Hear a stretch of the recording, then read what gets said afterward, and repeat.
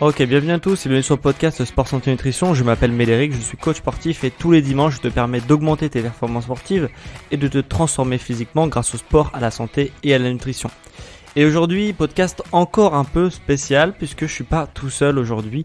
J'ai le plaisir d'accueillir Célia Pelletier du podcast Les Méditations de Célia, qui est un podcast qui parle de méditation et qui surtout t'aide à méditer. C'est très axé pour les débutants. C'est hyper, moi-même qui suis débutant et tu l'écouteras dans le podcast, c'est super agréable puisque on est vraiment guidé dans une méditation où on a juste à écouter sa voix qui est très relaxante. Et du coup ça nous guide un petit peu dans notre méditation, donc c'est vraiment super agréable à écouter. Et du coup j'avais envie de faire venir Célia dans le podcast pour qu'elle nous parle de méditation, puisque c'est sa spécialité du moment, mais elle est aussi prof de yoga. Donc bref, on va écouter Célia nous parler de yoga et de méditation. Bonne écoute à toi et on se retrouve tout de suite après le podcast pour une dernière petite chose. Ok, salut Célia et merci d'avoir accepté mon invitation sur le podcast. Hello, hello, merci à toi d'avoir pensé à moi. Ça me fait très plaisir de passer de l'autre côté du micro. C'est très cool. Bah ouais, moi aussi ça me fait plaisir de t'entendre de l'autre côté du micro. Est-ce que tu peux te présenter un petit peu ton parcours aux auditeurs pour ceux qui ne te connaissent pas encore?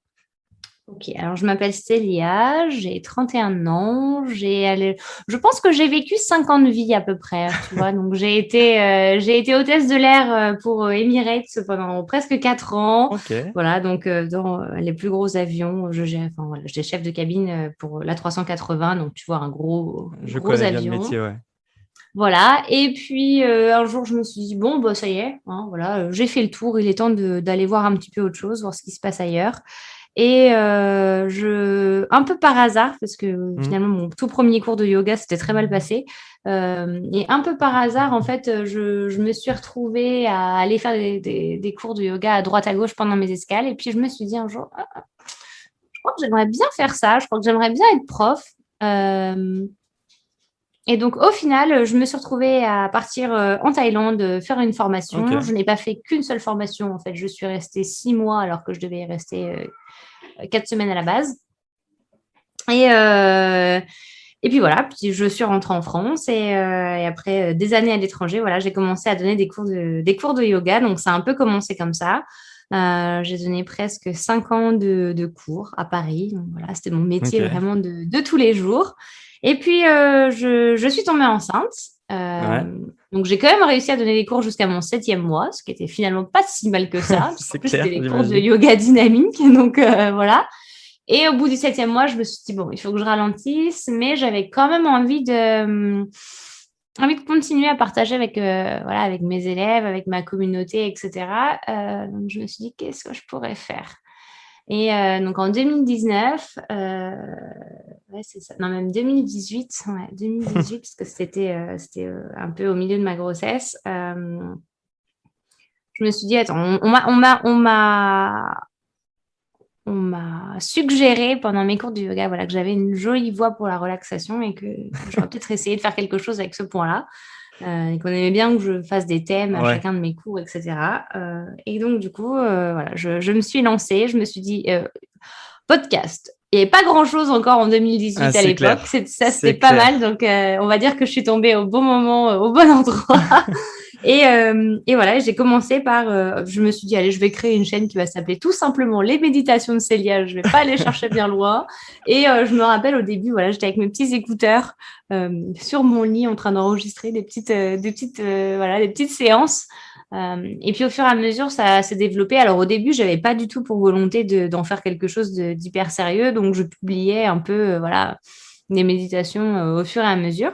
Ce qui te plaisait, Il y quoi. avait, il y avait, il y avait pas de, ouais, il y avait pas de Hmm, régularité, il y avait pas de volonté réelle derrière.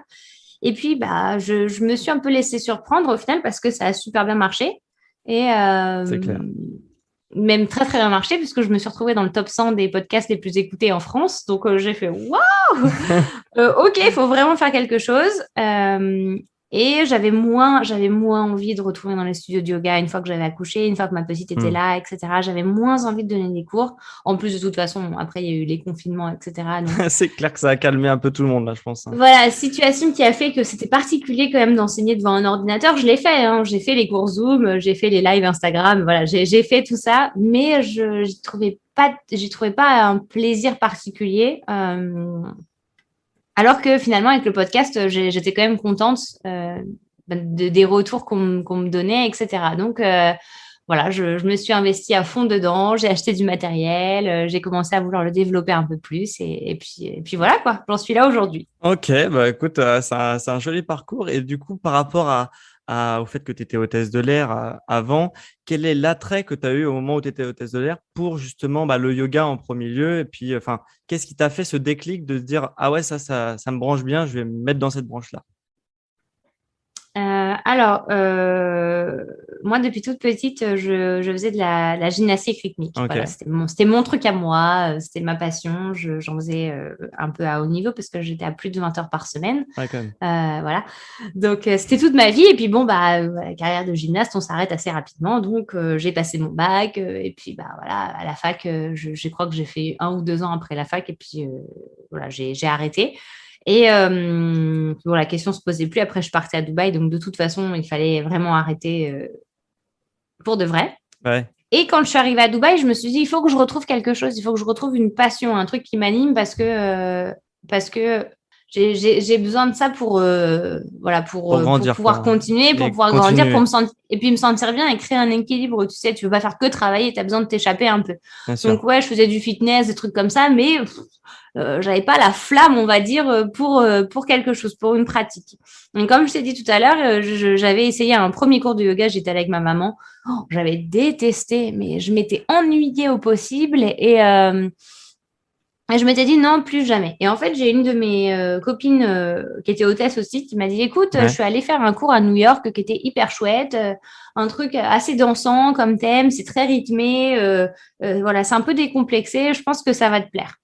Ok, bon bah super, je m'inscris à ma prochaine escale à New York. Et là, effectivement, là, j'ai eu le déclic et je me suis dit, waouh, c'est trop bien. Il faut que je trouve quelque chose comme ça à Dubaï, parce que moi, j'étais basée à Dubaï, Mhm. j'habitais là-bas.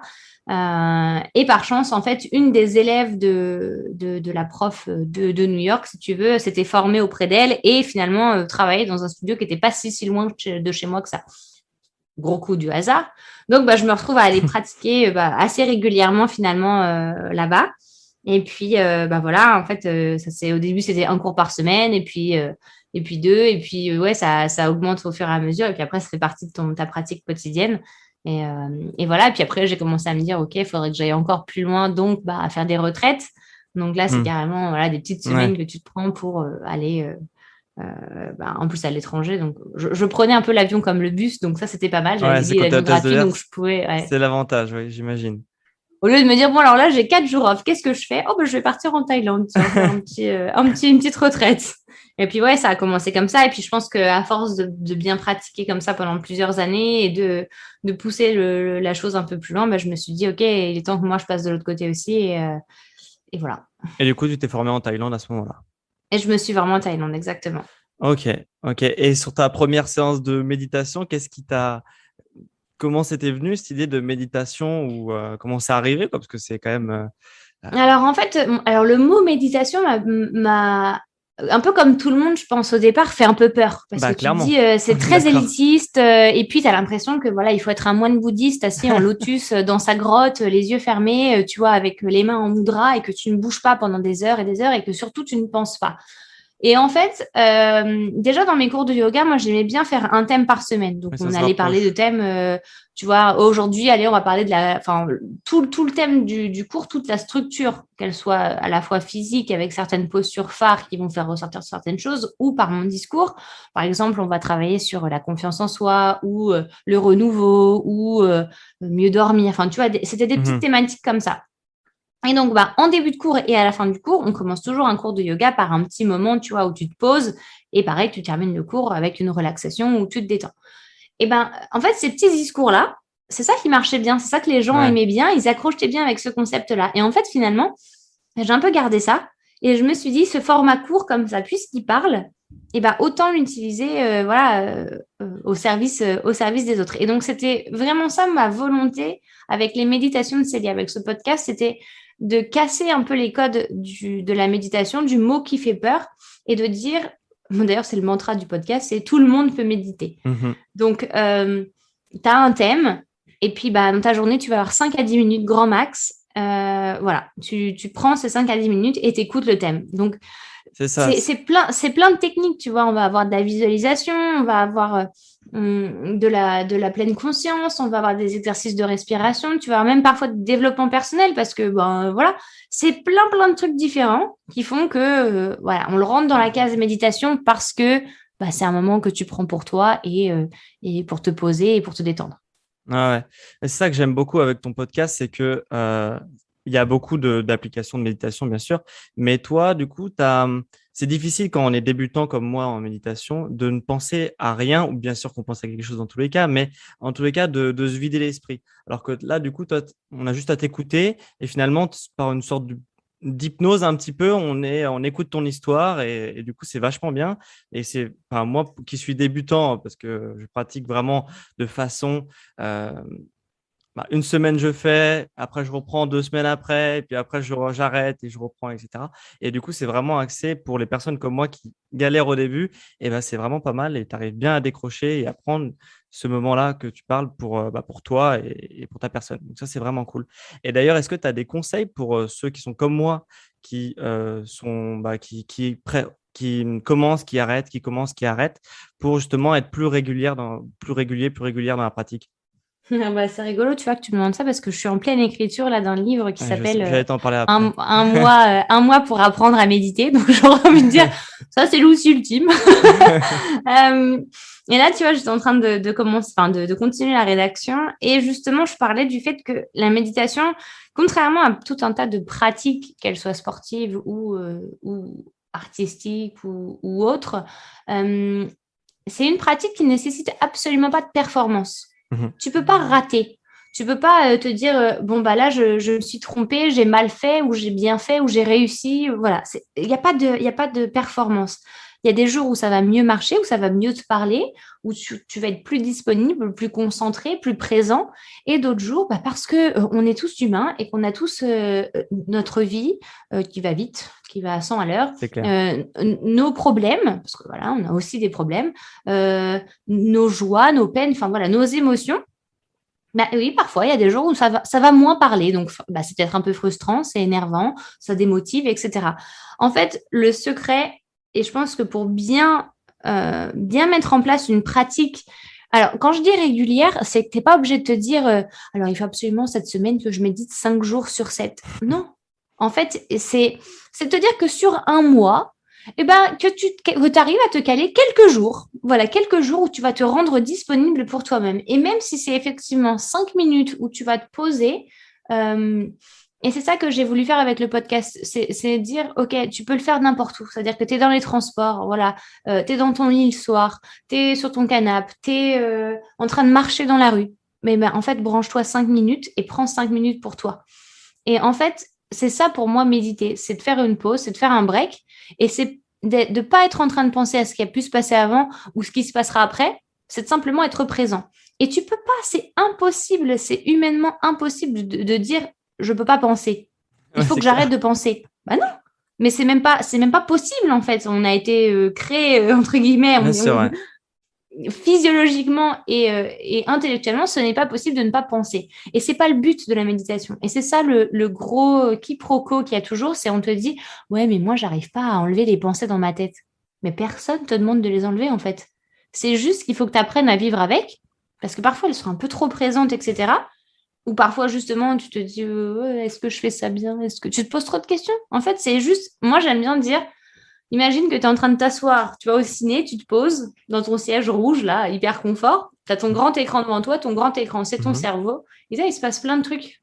Tu laisses défiler, tu regardes. Il y a des trucs qui sont intéressants. Parfois, ouais, tu vas commencer à analyser une de tes pensées parce que tu vas dire ah oui, mais alors attends, ça je. Et en fait, le but de la méditation, c'est pas de pas penser, mais c'est de pas rentrer dans l'analyse de la pensée. Donc, au lieu d'analyser, c'est de te dire ok, la pensée, elle est là. Fine. Ok. Moi, je suis présent aussi. Donc, en général, c'est la respiration. Après, c'est des exercices voilà, qui vont te permettre toi, te reconnecter. Un peu comme une corde, tu vois, ou une ancre, un truc qui te À ramène un chaque peu à fois, la ouais. réalité. Mhm. Mais c'est normal. Et tu peux être le plus grand moine sage du monde, mais tu vas penser quand même. C'est naturel. En fait, c'est juste qu'il va falloir entraîner et c'est ça qui est intéressant, c'est que c'est un exercice un peu comme quand tu fais du sudoku ou du Scrabble ou tu vois, je sais pas, n'importe tu vois, Exercice de des mémos, réflexion. enfin voilà, des Ouais. exercices de réflexion. C'est un entraînement pour ton cerveau.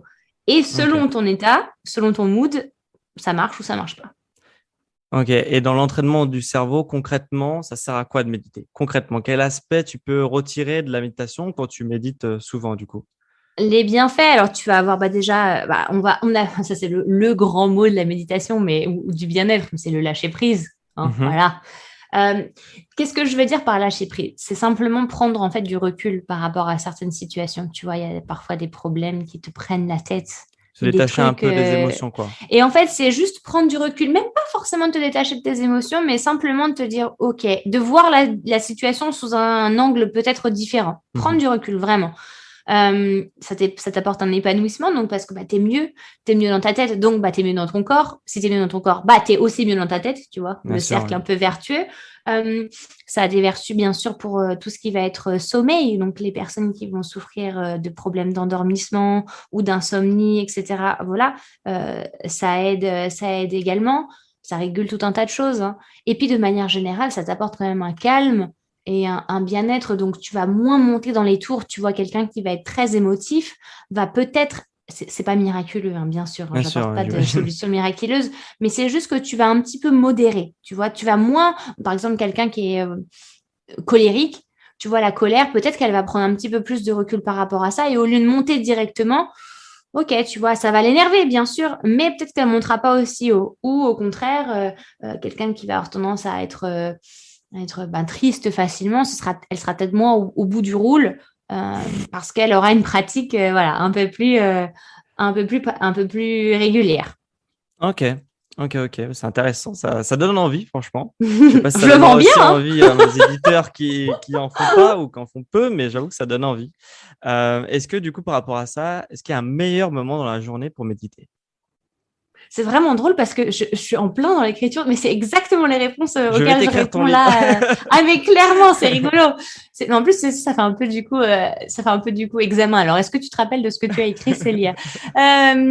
Il y a pas je dirais qu'il n'y a pas de moment idéal. En fait, c'est un peu un oui et non.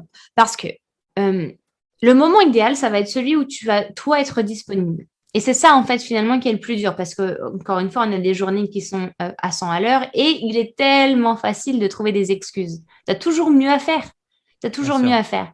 Et c'est ce que je propose. Là, tu vois, j'ai sorti des petites boxes de cartes de méditation avec Hachette qui s'appelle 40 méditations du soir et 40 méditations du matin. C'est des petites cartes. Et justement, il y a des cartes où je me suis dit, écoute, il y a des gens qui, vraiment, mais c'est pas un fait, hein, c'est un fait justement, ils n'ont pas le temps dans leur journée. C'est Mhm. pas possible. Il y a pas 5 minutes, ils n'y arrivent pas. Même aux toilettes, ils ont des mails envoyés, tu vois, il n'y a pas le temps.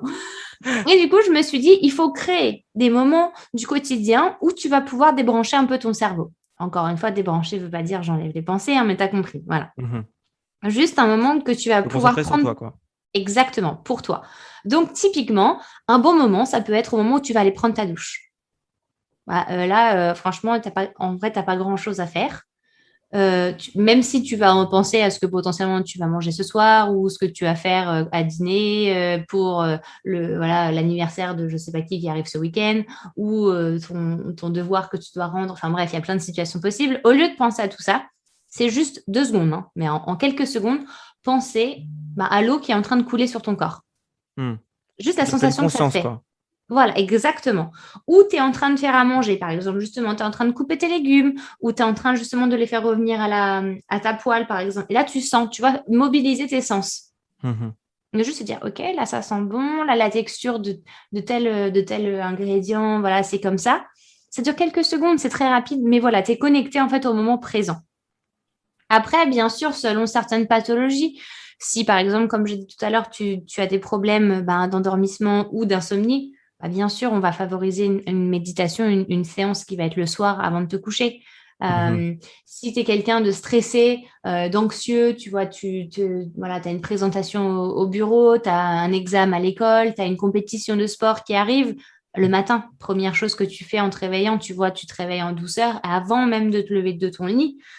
Tu peux le faire que ce soit assis, allongé. Voilà, profiter de quelques minutes pour être présent avant de commencer ta journée, en fait.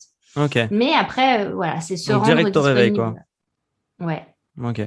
Un truc top que je dis souvent à la fin de mes séances, c'est garder les yeux fermés et essayer de dessiner un sourire sur votre visage. Mais en fait, parfois, ça va être ça ta méditation. Ça peut paraître très bête. Et en fait, finalement, de juste dessiner un sourire sur ton visage, mais vraiment, comme ça. Alors, tu as l'air un peu bête, tu souris à toi-même, c'est pas grave. Tu sais, le sourire avec les dents, et ben en fait, ça envoie un message positif à ton cerveau. Et du coup, tu commences ta journée sur un truc qui est cool. Ok, je me suis souri à moi-même.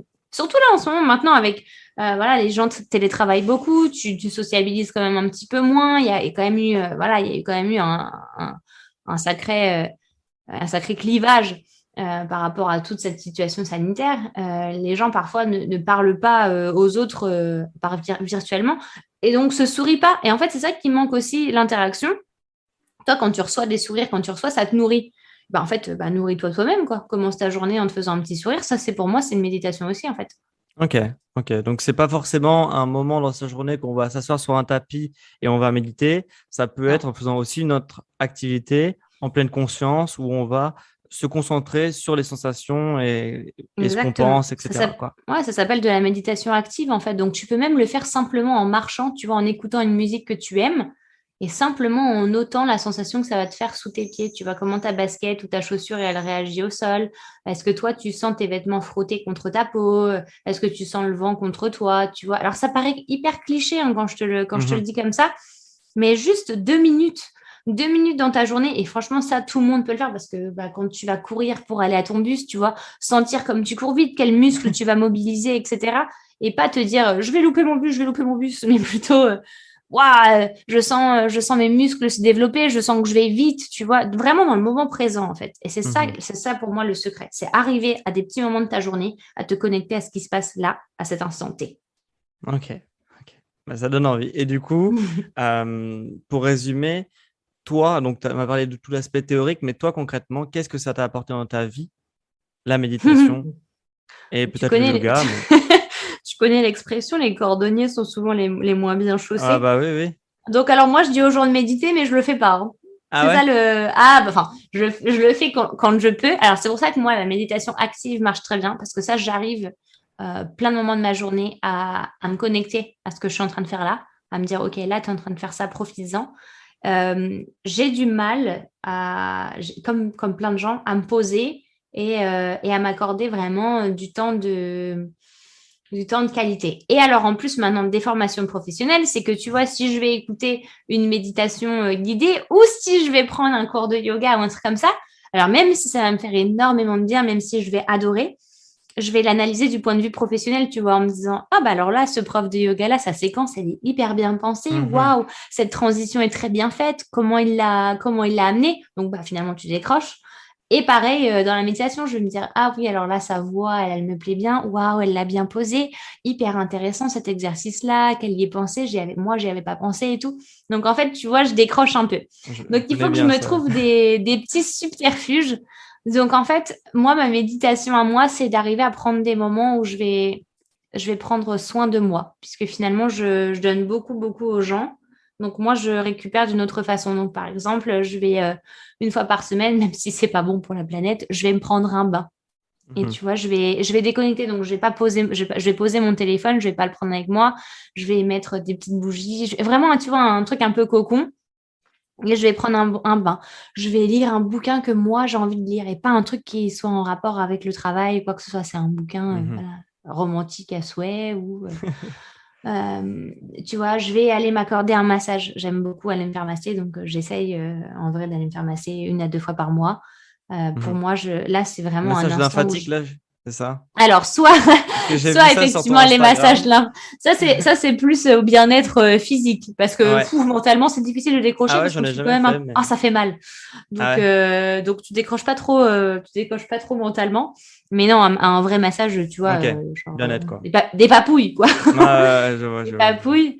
Voilà, donc c'est tout un tas de trucs que j'essaie de mettre en place dans ma vie de tous les jours pour pour ressentir tout ce que la méditation finalement va apporter sans le côté sans, ouais, voilà, sans le côté je suis obligée de faire je suis obligée de travailler quoi. Ok, ok, ok. Revenons un petit peu sur tes livres. Je suis très curieux. À chaque fois, j'ai déjà eu un auteur aussi sur le podcast, mais je sais que c'est très difficile d'écrire des livres. Mais toi, quel but t'avais pour quand tu t'es lancé sur l'écriture de ton bouquin, quel but t'as eu pour justement, qu'est-ce que tu t'es dit que tu allais transmettre dans ces livres? Alors moi j'ai eu de la chance en fait on m'a contacté donc déjà pour les coffrets en fait ça a commencé comme ça donc Hachette m'a contacté pour les deux coffrets donc de box de méditation. Mhm, Elle m'a dit ok on veut faire ça on adore le format court enfin, ce que tu proposes et le côté assez décomplexé de la méditation c'est ça qu'on cherche. On a envie que ça puisse parler à tout le monde. Donc on voudrait faire ça sous forme de carte etc. Donc après c'était à moi de rendre ça vivant, entre guillemets, mais le projet était déjà là. Après, j'ai eu carte blanche sur comment monter les coffrets, etc. Donc ça, c'était très chouette à faire. Mais voilà, mon intention première, c'est encore une fois, et ça restera toujours, je pense que c'est l'intention à la fois du podcast et de tout ce que je veux transmettre, c'est tout le monde peut méditer. mhm. Voilà. Et j'ai envie que tout le monde le comprenne surtout et que tout le monde puisse en fait kiffer un peu, tu vois. On subit plein de choses dans notre quotidien, que ce soit des belles choses ou des choses un peu plus difficiles, hein, je mélange tout, mais on subit plein de choses, ou on vit plein de choses et j'avais envie que les gens deviennent aussi un peu acteurs de leur vie. Et donc, on m'a proposé ces box-là. Il y en aura d'autres qui vont sortir au sujet de la maternité. Donc, ça va être très chouette aussi parce que voilà, c'est un énorme rôle dans ma vie J'imagine. de mom-entrepreneur. J'aime bien, voilà, m'appeler comme ça, me désigner comme ça. Donc, même principe, ça va être deux coffrets aussi. Et puis, en fait, ça s'est tellement bien passé avec mon éditrice, on a eu un vrai feeling, etc., que du coup, elle m'a dit, écoute, voilà, on a une collection en fait qui s'appelle les Motivation Books et on a envie que voilà, tu fasses la partie sur la méditation. Donc, pour l'instant, je peux pas encore trop en dire parce que voilà, il est encore en cours d'écriture Ouais, et que c'est ok. pas encore sorti. Mais l'idée, voilà, c'est encore une fois que ça parle à tout le monde et à ceux qui ont envie de. C'est aussi bien ceux qui ont envie de s'y mettre, donc Mhm. voilà, de changer un peu quelque chose, de bousculer un peu leurs habitudes, que ceux qui ont l'habitude justement qui ont une routine déjà bien installée, mais qui ont envie peut-être d'aller plus loin, d'avoir d'autres idées, d'autres séances, d'autres formes de méditation avec un espèce de petit suivi, tu vois, sur un mois et un petit tracking pas de ta progression, parce que encore une fois, tu ne peux pas progresser, mais de ton évolution, en fait, finalement, dans cette pratique.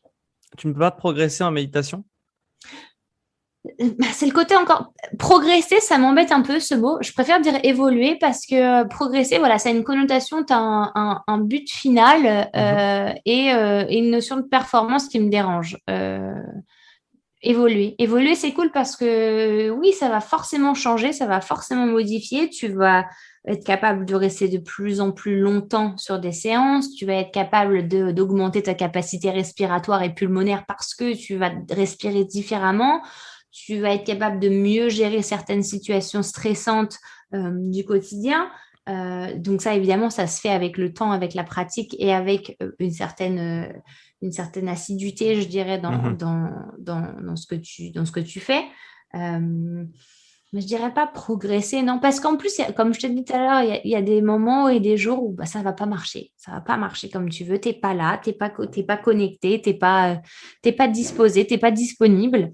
Et ça marche pas. Et dans ces cas-là, je voudrais pas que les gens perçoivent ça comme j'ai raté ou j'y arrive plus ou ça marchera plus comme avant. Ah, mais avant, j'y arrivais mieux, etc. Donc, je préfère dire évoluer. Ok, ok, ok. Euh, Et quelle est du coup la plus-value de ton livre par rapport à tes podcasts? Qu'est-ce que ça propose de différent? Alors, encore une fois, un suivi, parce que finalement, là, c'est vraiment sur un mois. C'est la thématique, c'est vraiment d'avoir un suivi, de faire ça finalement un peu. Alors, c'est pas au jour le jour parce qu'on s'est pas dit, allez, on va méditer 7 jours sur 7, ce qui est impossible, Ouais, voilà, surtout au difficile à départ quand tenir, tu ouais. commences. Et puis, c'est de donner un peu les bases finalement, parce que le podcast, je dis toujours aux gens quand on me dit par quelle méditation je commence, je dis aux gens, en fait, prenez le sujet qui va le plus vous parler. Tu scrolles, et puis quand il y a un sujet qui te parle, tu choisis celui-là. Alors que là, finalement, on part d'un point A Hmm. pour arriver à un point Z, si possible. Et puis finalement, voilà, on se dit ça va. Après, les portes s'ouvrent et puis c'est à toi de te lancer et de créer ta propre routine. Donc, je dirais, c'est pour peut-être. Le livre va peut-être aider les gens à se lancer, ceux qui ont des doutes, ceux qui ont besoin aussi d'un support, parce que finalement, le podcast, c'est très particulier, hein. Tout le monde n'y a pas accès, même si Mhm. c'est gratuit, même si c'est Ils voilà, tout connaissent ce pas, qu'on ouais, veut. effectivement. Voilà, ça reste une plateforme de multimédia, une plateforme digitale. Euh, je me dis, bah voilà, toi, il y a peut-être les personnes âgées qui n'ont pas, tu vois, toujours la main avec l'informatique, etc. Là, avec un support papier, voilà, ça va toucher peut-être une autre partie encore, et donc ça rentre dans ce moule de tout le monde peut méditer, tu vois, ça englobe encore Ouais, plus de gens. pour ceux qui sont pas familiers forcément avec l'audio Voilà, ou avec la exactement. technologie, quoi. Donc Ok, la plus-value, je dirais, c'est un autre support en fait, c'est d'aller encore plus loin et de proposer encore la même chose, mais sous un format différent. ok, ok. Là, dans le podcast, du coup, nous, on a beaucoup de sportifs, hein. 100% des gens sont sportifs. Ils font des sports divers, beaucoup de musculation, etc. Mais sportifs dans tous les cas. Et quels avantages ils peuvent avoir de pratiquer à la fois le yoga et la méditation, je englobe les deux, Bien sûr. dans leur pratique sportive. Quels bienfaits ils peuvent s'attendre à avoir en se lançant et en étant réguliers dans ces pratiques-là? Pour moi, c'est une excellente préparation mentale. Mhm. Si j'avais eu la chance d'avoir des cours de méditation et peut-être même certains cours de yoga, parce qu'en fait, pour moi, le yoga va être une très bonne introduction à la méditation. Souvent, les gens viennent d'abord au yoga parce qu'ils ont envie de faire du sport. On ne va pas se mentir, hein. Ouais, Ils ont bien envie sûr, ouais. de continuer à être dynamiques, etc. Même s'il y a des pratiques très douces au yoga, mais voilà, de bouger physiquement parlant.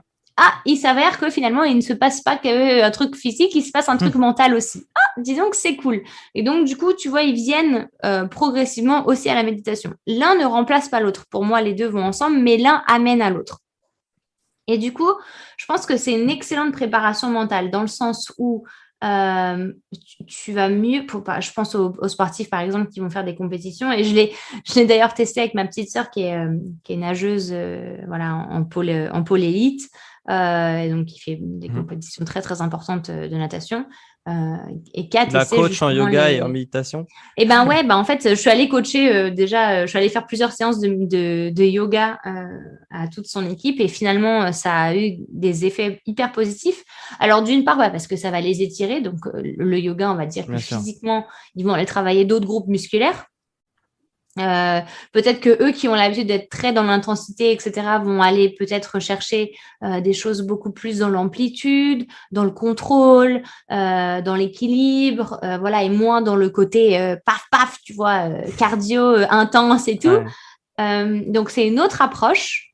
Ça fait du bien au corps. Et le fait qu'on leur apprenne à respirer. Et en fait, c'est un peu ça, j'ai l'impression, le secret, c'est qu'à partir du moment où tu arrives à respirer, mentalement, il y a un truc qui se passe. Ça, c'est assez magique, hein. C'est chimique, etc. Mais il y a un truc qui se passe. Et du coup, et ben avec le yoga, c'est ça qui est marrant. Par rapport à d'autres pratiques sportives, tu ne ressors pas de ton cours fatigué. Et même si ça a Mm. été très intense et tout, parce qu'il y a des séances de yoga qui peuvent être très, très dynamiques. Euh, mais en fait, tu ne peux pas ressortir d'un cours où tu te dis, oh, je suis KO, là, je suis lessivée, tu vois, comme après un cours de CrossFit ou après un cours de tennis, je sais pas, où tu vois, tu as vraiment donné, tu Mm. as envoyé et tu es vidé. Et ben là, en fait, l'inverse, c'est qu'avec le yoga, tu es rempli. Donc déjà, ce côté-là, tu vois, ça apporte déjà quand même, euh, ça apporte une notion intéressante et je pense que c'est pour ça que de plus en plus de gens s'y attellent et on le propose de plus en plus aussi, justement, dans des un peu dans une vision sportive et de préparation pour les athlètes. Et la méditation, la méditation, ça permet encore une fois donc de mieux gérer le stress, d'être plus apaisé, de voir aussi peut-être leur pratique sportive sous un angle différent. Donc, par exemple, un athlète, Moins de jugement peut-être? moins de jugement, la compétition va pas être une compétition, je te parle, ça peut être une compétition effectivement avec des juges et tout ça, ou une compétition avec toi-même, tu vois, tu es un truc de CrossFit, tu vas regarder les autres, tu vas avoir envie de performer. Bien sûr. En fait, c'est que tu vas avoir peut-être un peu plus de détachement. Je ne dis pas que tu t'en fous, hein, c'est pas ça le truc, mais tu vas avoir plus de détachement et tu vas te percevoir d'une autre façon. Et peut-être percevoir les autres aussi d'une autre façon et percevoir ta pratique d'une autre façon. Donc, franchement, ça peut être que bénéfique. Tu vois, je dis souvent aux gens, vous faites du sport, méditez. Même les petits, tu vois, qui sont à l'école, en fait, tout le monde devrait, même les petits devraient avoir accès à des cours. Et selon ta catégorie d'âge, selon ton quotidien, enfin ce que tu cherches à mettre en place, il y a des méditations qui vont être plus ou moins adaptées par rapport à ce que tu veux faire. Ok, vachement intéressant en tout cas sur le coup l'aspect mental et puis sur le yoga, sur l'aspect mobilité du coup et endurance et haute vision aussi du sport que. Ok, super intéressant. On va passer aux deux dernières questions bonus, Célia. J'aurais une question à te poser que je pose souvent, c'est qu'est-ce que tu donnerais comme conseil à la Célia d'il y a 10 ans? C'est chaud, hein? Non, moi, je sais déjà la réponse. Je dis tout le temps aux gens que si j'avais un gourou à choisir, je pense que je prendrais Jean-Claude Duss. Tu vois. Et quand il me dit, on sait jamais, on sait jamais sur un malentendu, ça peut marcher. Oublie que t'as aucune chance, vas-y, fonce. Mais franchement, c'est le meilleur truc qu'on puisse te dire. Enfin, j'ai jamais eu, bien sûr, j'ai des doutes, etc., mais j'ai jamais eu peur de me planter, tu vois. Et je me dis, au pire, j'essaie des trucs, au pire, ça marche pas, c'est pas grave, je verrai comment je peux jongler, etc. Donc, en fait, en vrai, déjà, je pense que j'aurais suivi déjà la même route que ce que j'ai suivi depuis 10 ans. Donc, ce qui est déjà cool, c'est-à-dire que j'ai pas de regrets, c'est chouette. Mais ouais, vas-y, fonce, n'aie pas peur, crois en toi. Ce que tu fais, c'est bien. Ok. Parce que, tu vois, on est toujours en train d'un peu juger les gens, et je sais pas pourquoi la société fait qu'on se met toujours en compétition les uns contre les autres et que, du coup, c'est ça qui fait que tu vas douter, tu vas pas forcément oser te lancer et tout. Et on perçoit le fait de se donner des compliments et d'être fier de soi un peu comme quelque chose d'égoïste. En fait, non, pas du tout. Moi, je pense que c'est un moteur. Si tu es fier de ce que tu fais, c'est comme ça que tu avances et que tu vas même encore plus loin. Donc ouais, je dirais, sois fier et vas-y, fonce. Ok, ça roule. Et pour finir, du coup, est-ce qu'il y a une citation que tu adores? Tu vois, est-ce qu'on peut reprendre la question d'avant et remettre à cette citation? Est-ce que tu en as une autre, du coup? Je réfléchis, non? Vas-y, il n'y a pas de souci.